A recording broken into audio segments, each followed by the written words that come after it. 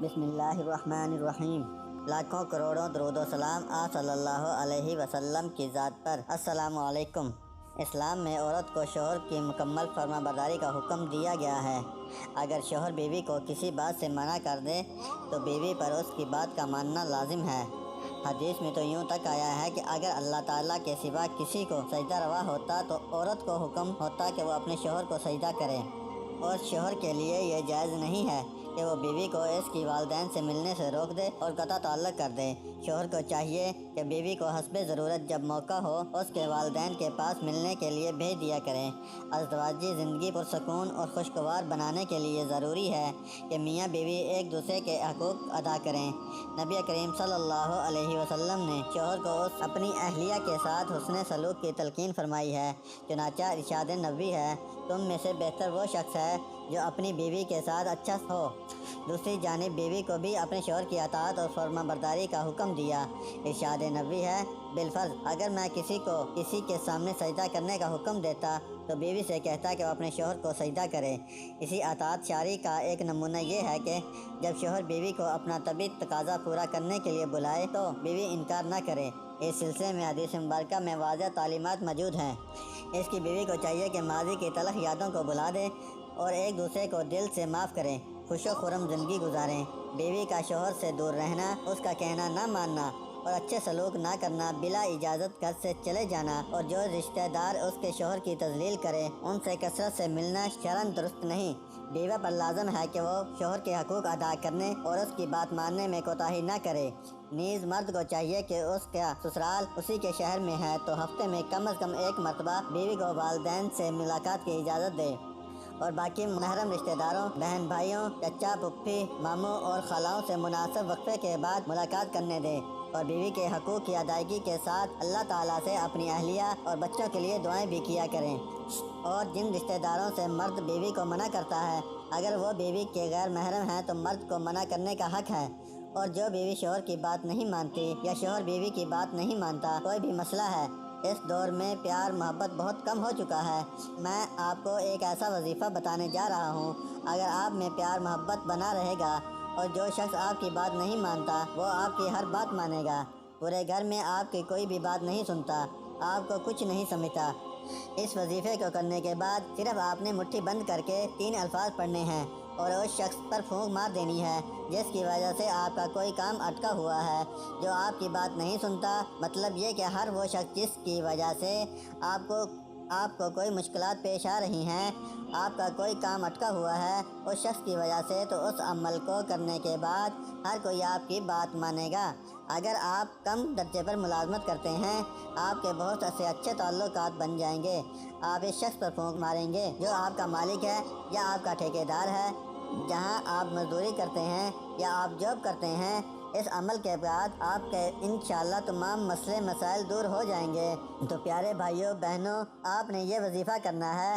اس وظیفے کا طریقہ کار میں آپ کو ایسے سمجھاؤں گا کہ آپ کے ذہن میں کوئی بھی شک نہیں رہے گا، کوئی بھی وہم نہیں رہے گا کہ کیا چیز نہیں کرنی تھی، کہ کیا چیز کرنی تھی۔ اگر آپ یہ ویڈیو مکمل دیکھ لیں تو انشاءاللہ آپ کے ذہن میں کوئی بھی وہم نہیں رہے گا۔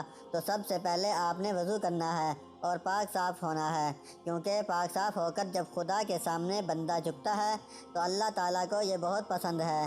تو 2 نفل نماز آپ نے صلاۃ الحاجت پڑھنے ہیں۔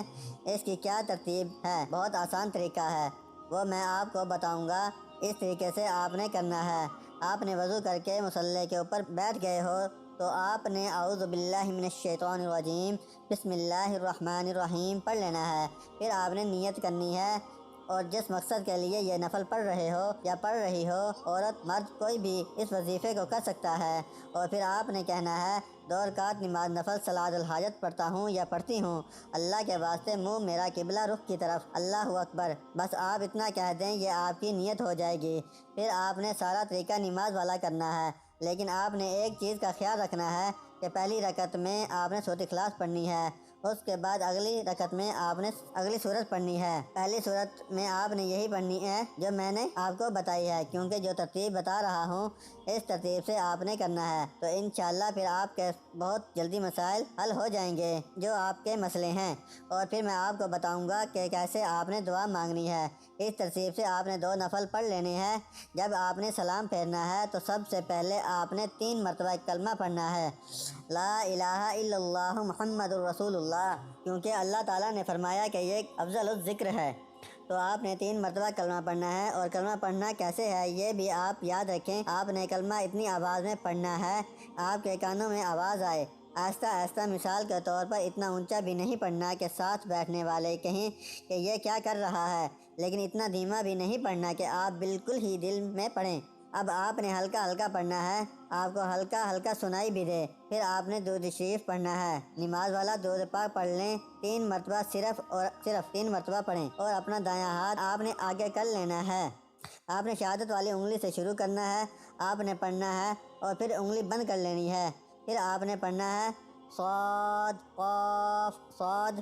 جب آپ پڑھ لیں تو آپ نے اپنی پوری مٹھی بند کر لینی ہے۔ اس کے بعد آپ نے اب یہ کرنا ہے، اگر جس شخص سے آپ کوئی اپنی بات منوانا چاہتے ہیں، یا آپ کا کوئی شوہر یا آپ کی کوئی بیوی ہے، یا کوئی مرد دیکھ رہا ہے، یا کوئی بچہ ہے، یا آپ کی کوئی ساس، نند، بہن، بھائی ہے جس کی وجہ سے کوئی کام اٹکا ہوا ہے یا کوئی مان نہیں رہا، تو اس کے ساتھ آپ نے جا کر اپنا یہ ہاتھ ملانا ہے، مٹھی والا ہاتھ، یا اس کے اوپر پھونک مار دیں، پھر بھی کوئی مسئلہ نہیں۔ وہ پھونک کیسے مارنی ہے وہ بھی میں آپ کو بتا دیتا ہوں کہ اگر آپ کا کوئی بچہ ہے تو اس کے سر پر آپ نے ہاتھ پھیرنا ہے۔ جو ضدی ہے، بہت شرارتیں کرتا ہے، آپ کی بات نہیں مانتا، آپ نے ایسے ہی ہاتھ اپنا بند لے کر جانا ہے، کھولنا نہیں ہے۔ اس کے سر پر یا جسم پر ایسے ہی ہاتھ پھیر دیں جیسے بچے کو پیار دیتے ہیں، اس طرح آپ نے کرنا ہے۔ اگر کوئی دوست، رشتہ دار، احباب جس سے آپ بات منوانا چاہتے ہیں، جس کا گھر 5-10 منٹ کی مسافت پر ہے، آپ جا سکتے ہیں، اس کے پاس مٹھی بند کر کے لے کر جانا ہے۔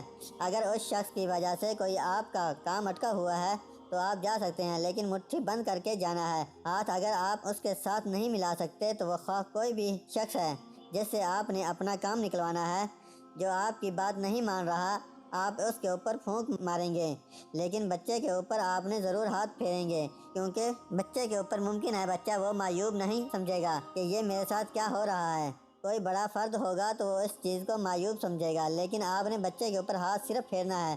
لیکن اگر کوئی بڑا ہے اور گھر میں ہی موجود ہے لیکن اس سے ہاتھ نہیں ملا سکتے، تو آپ نے اس کی طرف منہ کر کے 3 مرتبہ اس کے اوپر پھونک مار دینی ہے۔ جو بھی آپ نے کلمات پڑھے ہوں گے، آپ نے نماز کے 2 نفل پڑھے ہوں گے، صراط الحاجات کے پاس، وہ سب کچھ اس کے اوپر چلا جائے گا۔ آپ نے اس کی طرف منہ کر کے 3 مرتبہ پھونک مار دینی ہے، آہستہ آہستہ، اس کو محسوس نہ ہو اگلے بندے کو، اور اگر بالکل اس کے پاس موجود ہی نہیں ہے وہ شخص، تو آپ نے بیٹھ جانا ہے اور آنکھیں بند کر لینی ہے۔ اس کو آپ نے اچھے سے تصور کرنا ہے، اس کی شکل کو اپنے ذہن میں لانا ہے۔ اس کی شکل کو جب آپ نے ذہن میں لائیں گے تو ایسے آپ نے 3 مرتبہ آہستہ آہستہ پھونک مار دینی ہے، انشاءاللہ آپ کی مشکلات دور ہو جائیں گی۔ اس کے بعد آپ نے جس مقصد کے لیے بھی یہ وظیفہ کیا ہے، آپ نے دعا مانگنی ہے، جو بھی آپ کا مسئلہ ہے۔ میں نے پیچھے ترتیب بتائی ہے مثال دے کر، اگر آپ ویڈیو سکیپ کر کے آئے ہو تو آپ کا یہ وظیفہ اثر نہیں کرے گا، پیچھے جا کر ترتیب سے دیکھیں، پھر وظیفہ کریں، انشاءاللہ پھر اثر کرے گا۔ میں نے سب ترتیب بتائی ہے، مثال بھی اس لیے دی ہے تاکہ آپ کو سمجھ آ سکے۔ تو ناظرین، دعا آپ نے اچھی طرح مانگنی ہے۔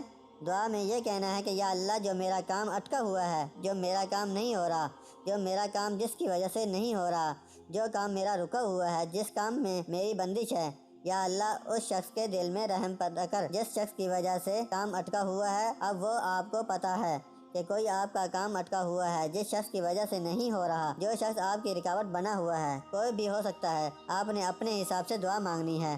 اس وظیفے کی اجازت عام ہے، میرا کوئی بہن، بھائی، بیٹی، کوئی بھی کر سکتا ہے، اس شخص کے لیے اجازت عام ہے۔ اللہ تعالیٰ آپ کا حامی و ناصر ہو۔ اللہ حافظ۔ السلام۔